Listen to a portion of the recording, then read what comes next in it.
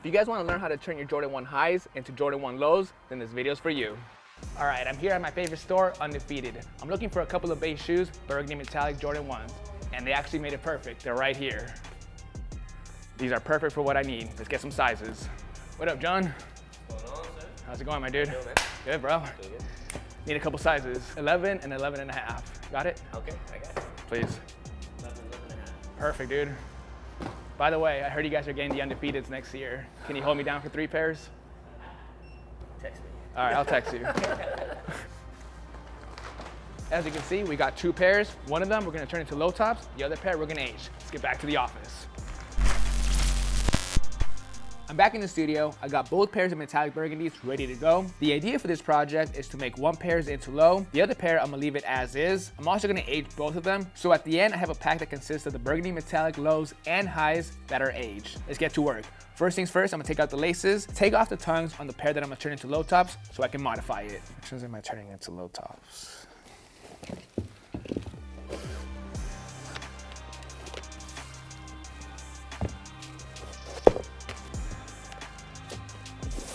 To cut the tongues off, I'm gonna use an X-Acto knife. I'm gonna slide in between the leather panel and the tongue to chop the stitching. Still the right pair, right?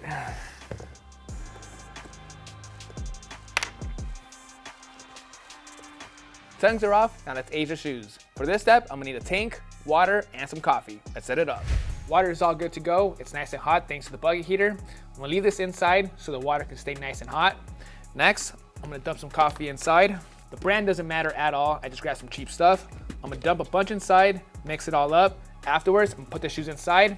For this process, it could take an hour, 2 hours, maybe 3 hours. I'm gonna keep a close eye on it. Once I get the perfect tone, I'll let you guys know how long it took.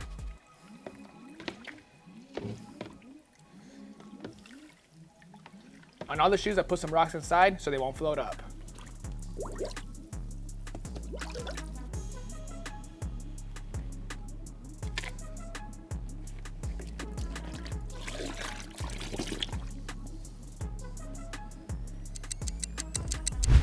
All right, it's been about 3 hours. The shoe's smoking hot still. It's got a nice cream tone all around. Now I gotta put these shoes inside the washing machine. We gotta wash out all the coffee grounds and remove that coffee smell. I'm gonna put them inside the laundry bags, put them in the washing machine with our detergent pods to eliminate the smell and get them all cleaned up.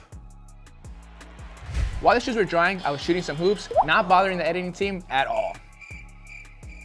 Sorry, Ace. Now, as you can see, the shoes have a nice creamy tint all around. I wish it would have been creamier, but that's as far as it could go. Any more time in the water, it'll ruin the leather. When it comes to dyeing shoes using coffee, it can be very inconsistent. Some areas are creamier than others. One thing too is, on this panel right here, there is some slight creasing going on. There's nothing I could have done to avoid that. The rest of the pairs look good, except for this panel. I'll see what I can do to make it look a little bit better, but as of right now, it is what it is. Next step I'm gonna do is focus only on the shoes that I'm gonna turn into low tops. I gotta make some new sock liners for the shoes, so I went to the fabric store and got some materials. We got a nice, beautiful satin material that's gonna go nicely with the colorway of these shoes. I gotta add some foam to it before I can sew it onto the shoes. So first, I'm gonna fuse these two together using the iron and then get the process going.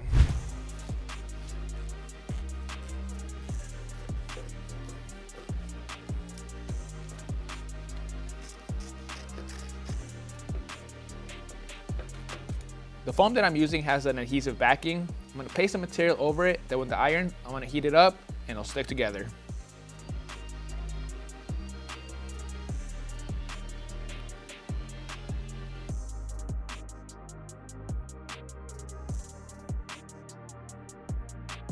All right, before I cut out the pattern piece, I had the thought to do something new. I wanted to give this custom some extra details. So I decided to do a quilted design for this sock liner. Super simple, I'm just gonna create some lines using a ruler, then take it to the post bed to lay down some stitching. Got the lines all traced out off camera, I already did one of them. This is what it's gonna look like, really easy to do. With the post bed machine, I'm just gonna go right over the lines that I created to create the stitch lines. Really easy stuff.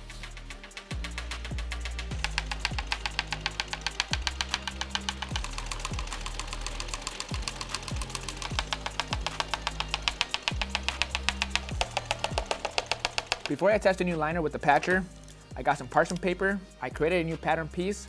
All I did was put it on the shoe, trace out the line right around this leather cut. It's gonna make it a lot easier to sew on. First, I'll put the paper over the liner and then trace it out.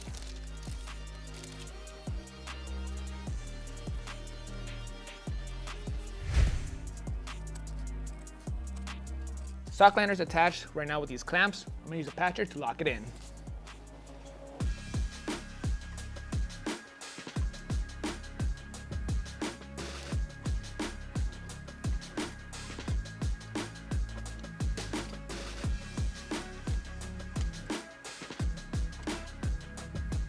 New liners attached. Now using an X-Acto knife, I'm going to carefully remove the collar area.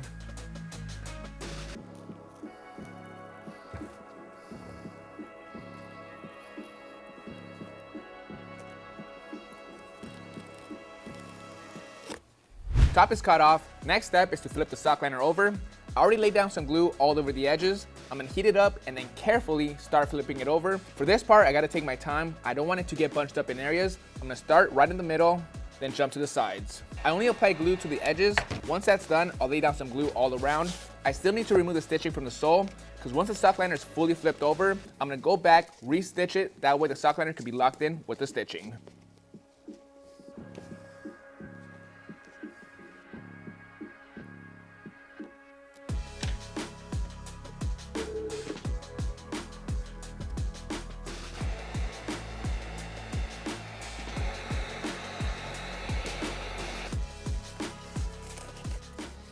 Now I'm gonna use a sewing gauze to put the stitching back in place. That's gonna lock it in from the bottom.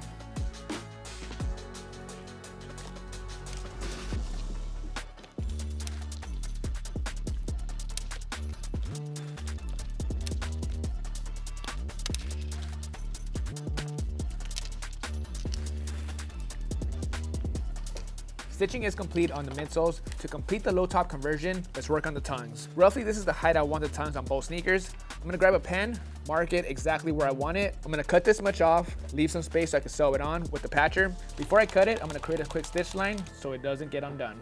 I'm gonna first cut it off, glue it onto the shoe, and then sew it on.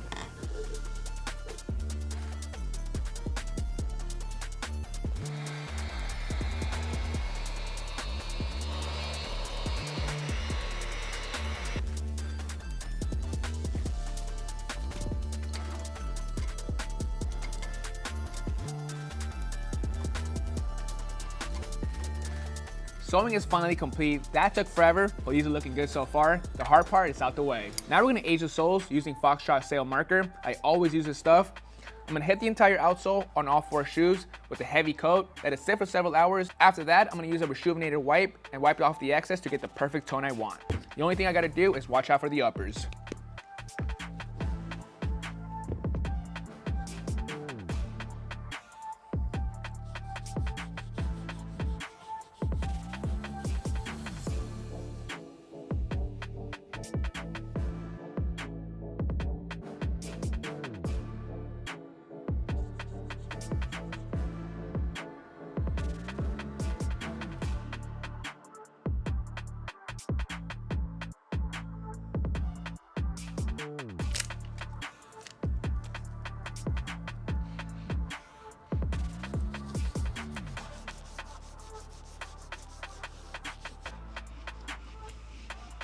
Midsoles are aged. Now to give it that real 85 OG look, we're gonna add some glue stains right above the midsole. Just like almost every single pair of the 85s, you can see some of the oxidized glue marks right above the sole line. I'm gonna recreate that using some Angelus and a little bit of duller to eliminate the shine.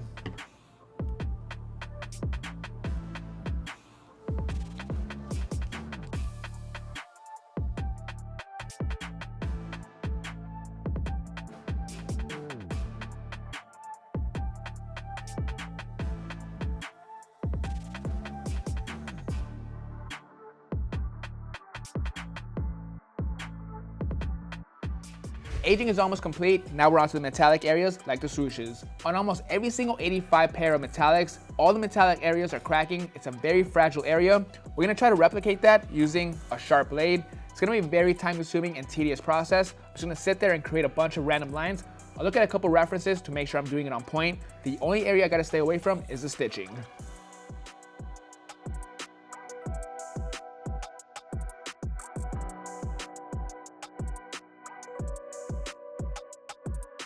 To replicate the 85 look, I'm creating random lines all around. I'm not trying to overdo it or underdo it. I'm just trying to cover up all the metallic areas in a tasteful way.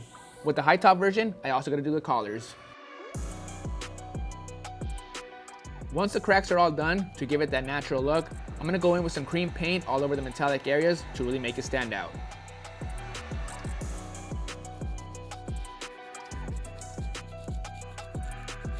All that's left to do to complete the 85 look is to lace them up with some Foxtrot uniform laces.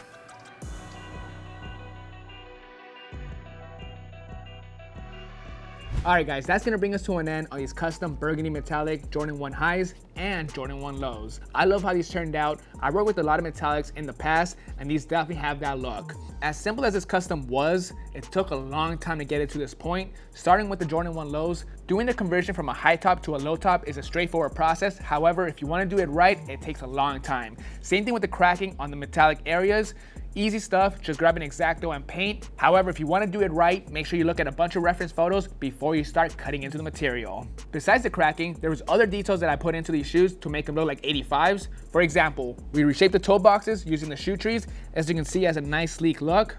The midsoles are nicely aged. Same thing with the glue marks all around. The laces are from Foxtrot Uniform. It's an exact replica of the laces they used to use on the 1985 original Jordan 1s. Again, I really love how these turned out. The burgundy metallic Jordan 1 was dope as is, but with this touch, I need to make a pair for myself. Don't forget you guys, we're also in the middle of our July giveaway. We're giving away a pair of born and raised dunks or a pair of featured dunks in your size. All you gotta do is subscribe to Reshoeminator and comment down below what shoe you would pick. This is Vick Almighty. I'll catch you guys on Monday. See you guys.